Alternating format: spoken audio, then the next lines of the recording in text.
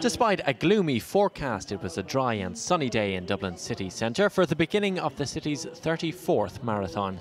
The wheelchair entrants were the first off the line around 9 o'clock, and after that the starting gun was fired for the elite athletes. With no invited international field, all eyes were on the Irish talent. Sure enough, it was Clareman Sean Hehir who came home first. For his mum, the win was the end of an anxious wait. I am delighted. I was like a nervous wreck. I never slept last night. I was so nervous, believe it or not, because I knew he was going. As he said to me last week, it was his to lose or win, you know. Maria McCambridge was the winner of the women's race. She was followed across the line by her husband, Gary. Brilliant.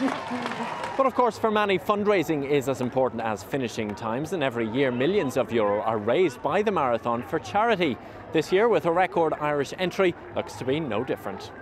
One man went the extra mile, or more precisely 26 extra miles, to raise funds, running 2 marathons back to back in aid of the Laura Lynn Children's Hospice. Difficult spell, I'd say, kind of from the when I finished the first marathon for about 10-15 miles after, a bit of a dark spell, but then I felt fabulous again, and all the people, all the crowd and all the talk to it just made it all worth it. It was great, no problem. But for most, crossing the line just once was a dream come true.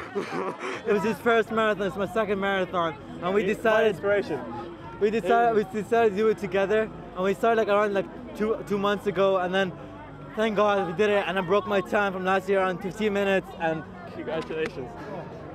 It's rough. Totally rough, but emotional. That crowd was amazing. I loved every minute of it. Yeah. It was great. It was a tough competition. The two of us are twins, but so we were training together in that, and I think you finished in 3:30 and I was just 3:01. So Conor McNally, RTE News, Dublin.